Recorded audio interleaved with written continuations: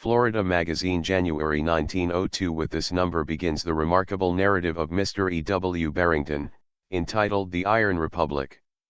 It may be unnecessary for the magazine to disclaim any responsibility for the truth of this extraordinary story. The writer claims to have absolute and demonstrable evidence of the truth of the article on board his vessel now lying in Tampa Bay, but we have not had the opportunity to inspect these proofs. It is only fair to Mr. Barrington to say, that he invites the public to come aboard his ship and see for themselves. Either as fact or fiction, it is a rare story and presents an ideal of society and government that will make the average reader long to be a citizen of the newly discovered Iron Republic. The Iron Republic. Richard Jameson Morgan, All Rights Reserved, Chapter 1. Dear Sir, since the visit of your representative to my vessel, I have thought over the matter and decided to respond to your invitation to give an account of my strange adventures for the benefit of your readers. I write the narrative for your magazine because you have been kind enough to ask for it, and because your interest and consideration is in marked contrast to that of other editors who have treated me with positive discourtesy, refusing to accept the statement of my experiences seriously.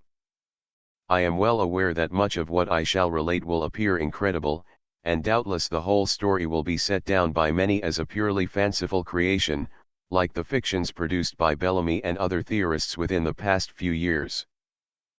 About this matter, though I give myself no concern, as the many incontrovertible proofs, documentary and otherwise, which I have on board, will, when presented to the proper authorities, receive the recognition of the government in due and proper form, as also that of geographical and scientific societies the world over. I regret that my narrative, proved, and demonstrated as it will be, must unsettle scientific theories and make it necessary to reconstruct some of our school books. But while this will result in temporary inconvenience and shake the faith of some in the dicta of science, upon the whole the benefit will far exceed the injury. It is well to have our scientific theories unsettled every now and then, or we would become fossilized and arrogant like the bigots of the Middle Ages and oppose any further advance in knowledge. It is unnecessary to say that after my narrative has been accepted, the zetetic theory of the Earth as a plane will have to be recognized and the geographies made in conformity therewith.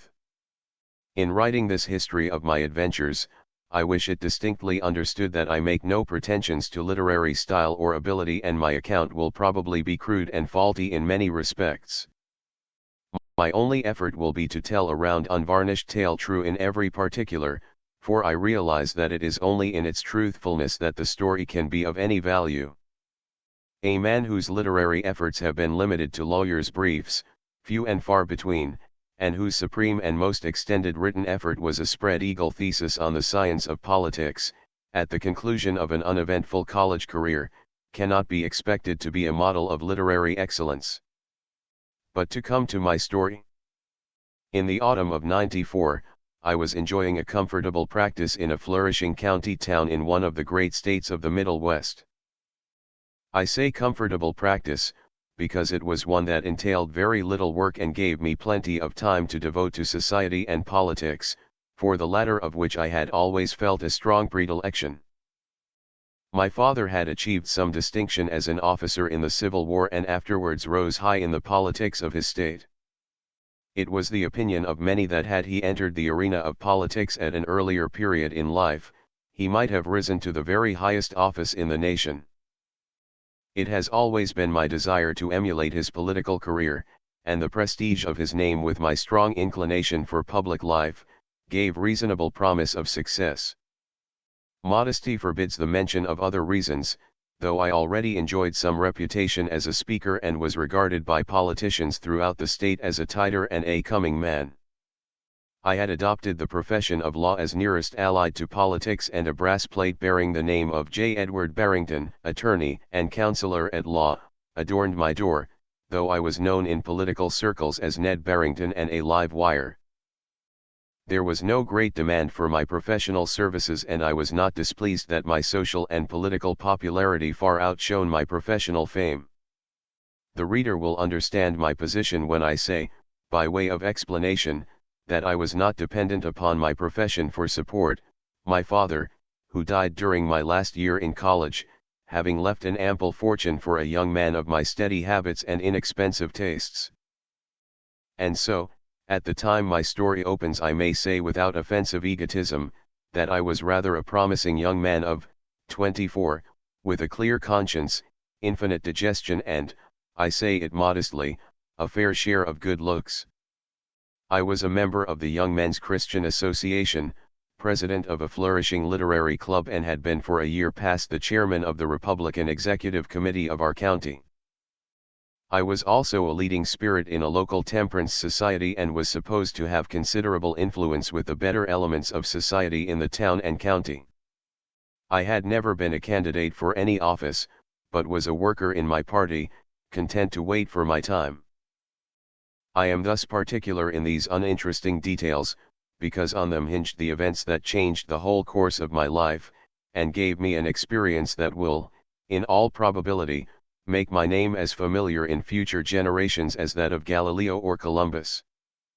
The campaign of '94 was a particularly heated one. Fatty Burkheit, a notorious dive keeper, had been nominated by the Republican Party as the candidate for Congress from our district, and a wave of indignation swept over the country. Meetings were held, several of which I addressed, and this action of the party was condemned on all sides. The district was Republican by a large majority, but many lifelong Republicans declared that they would never vote for such a candidate.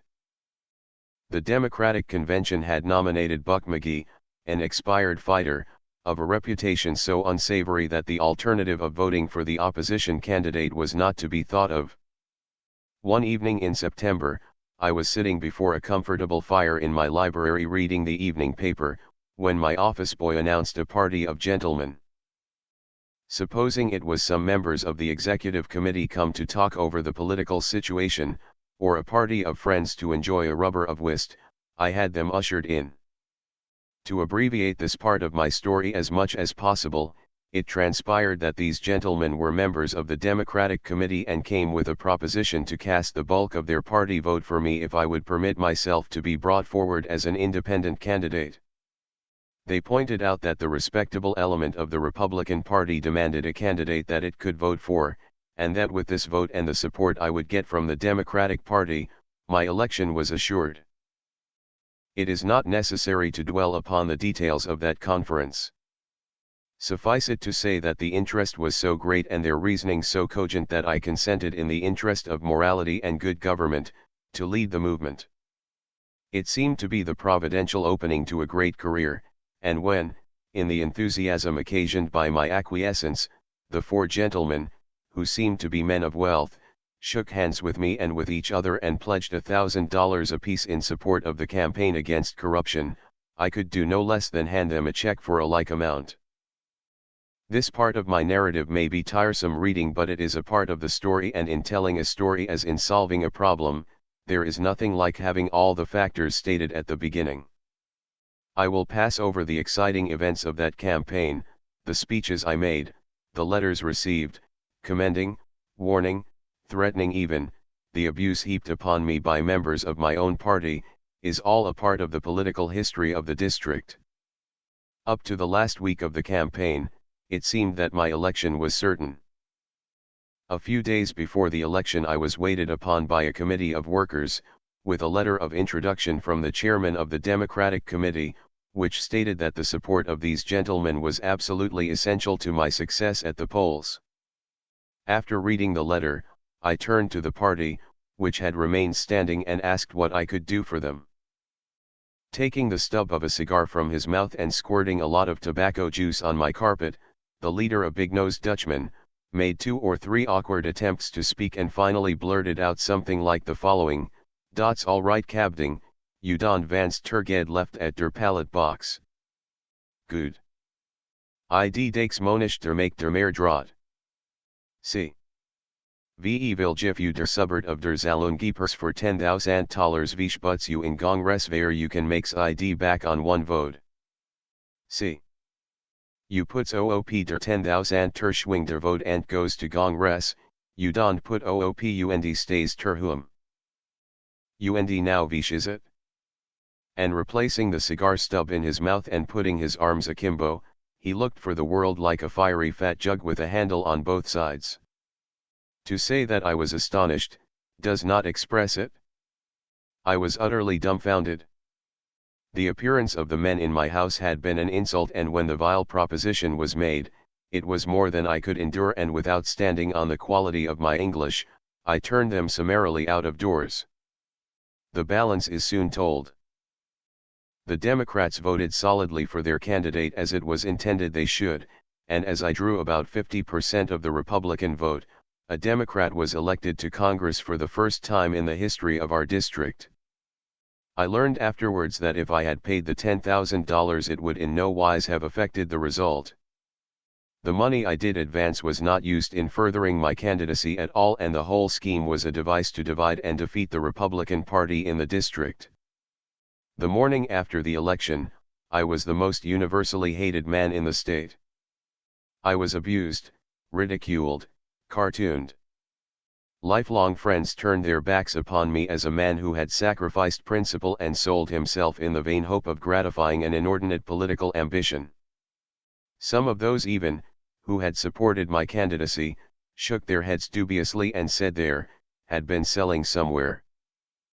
This, with the natural mortification I felt at having been used as a cat's paw and defeated, thus cutting off prematurely my anticipated political career, made existence a burden, and I determined to leave forever the scene of my disgrace. But where could I go?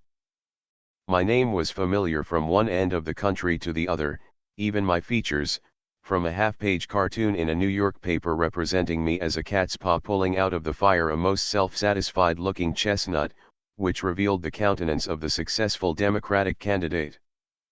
After some bitter reflection, I decided to convert my property into money, and purchase a vessel large enough and strong enough to bear me beyond the confines of civilization, for only there did I feel that I could escape from the scorn of my fellow men. My eventful voyage, my discovery of the Iron Republic with its remarkable government and industrial conditions, my residence on this hitherto unknown continent, and study of its wonderful advancement in civilization and the arts of life, I will give an account of, to the best of my ability in this narrative, which I trust may be as interesting as it is true. In the meantime the people of Jacksonville are welcome on board of my vessel at all times, where they will be at liberty to inspect the many articles of interest which I brought from the land which lies beyond the ice barriers of the Antarctic Circle. To be continued. Chapter 2. As soon as possible after the disastrous termination of my first and last political campaign, I turned everything I had into gold, and going down to New York bought the fine vessel which now lies in this harbor, somewhat the worse for wear, but still staunch and seaworthy. I shipped a good crew and a captain who had spent 20 years of his life playing hide and seek with icebergs as master of a whaler. My intention was to go on a 3 years' cruise into the Arctic regions and probably remain there, devoting the remainder of my life to the good of those isolated people, running the ship back and forth to the port of some civilized country. After a conversation with Captain Brent, however, I changed my plans and decided to go south instead of north. My reason for this was that Captain Brent had done all of his whaling in southern waters and was familiar with every piece of terra firma from the Straits of Magellan to Kerguelen's Land, and knew nothing whatever about the Arctic regions. And inasmuch as my object was to get away and as far away as possible from the haunts of civilized men, I readily agreed and drew the papers for a 3 years' cruise to extend as far south as I should desire, open water permitting. On the 17th day of June 1895, having on board stores for a 3 years' cruise, $50,000 in gold coin in an iron safe in my private cabin and a picked crew, I sailed out of New York Harbor literally shaking the dust of my native country from my feet, and carrying a lighter heart than I had for months past. It is not necessary to draw out and magnify the incidents of this voyage. There are writers, W. Clark Russell for instance, whose business in life is to describe sea voyages. The chief interest in this story must lie in what was accomplished by the voyage and not the voyage itself. In my cabin with my books, under an